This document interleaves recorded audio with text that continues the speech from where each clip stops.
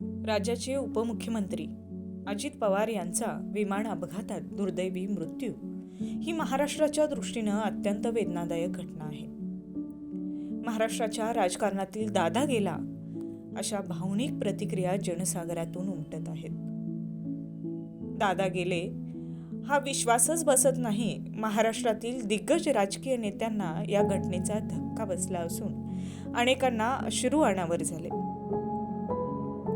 दादा गेले, पण त्यांच्या आठवणी कायमस्वरूपी महाराष्ट्राच्या हृदयात चिरकाल टिकून राहतील. दादांच्या जीवन प्रवासावर टीव्ही नेक्स्ट मराठीचा हा स्पेशल रिपोर्ट. अजित पवार यांचा जन्म 22 जुलै 1959 रोजी अहमदनगर जिल्ह्यातील देवकाळी प्रवरा येथे झाला.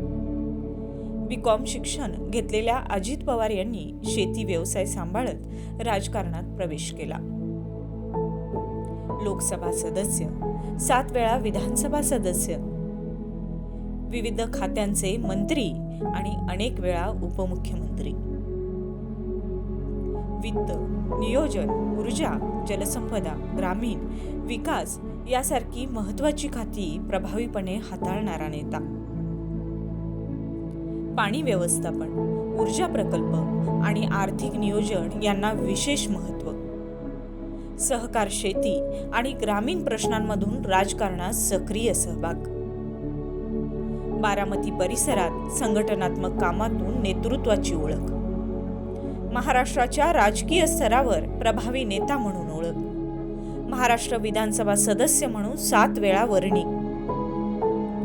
दीर्घकाळ बारामती मतदारसंघाचं प्रतिनिधित्व.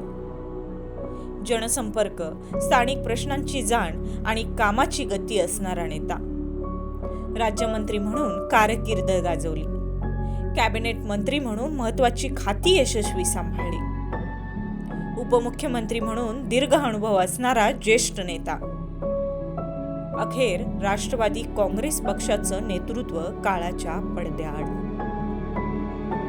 राज्याचे उपमुख्यमंत्री अजित पवार यांच्या अपघाती निधनानं महाराष्ट्र पोरका. महाराष्ट्राच्या राजकारणामध्ये अजितदादा पवार हे नाव कधीही पुसलं न जाणारं. राज्याचे उपमुख्यमंत्री अजित पवार यांना टीव्ही नेक्स्ट मराठी परिवाराकडून भावपूर्ण श्रद्धांजली.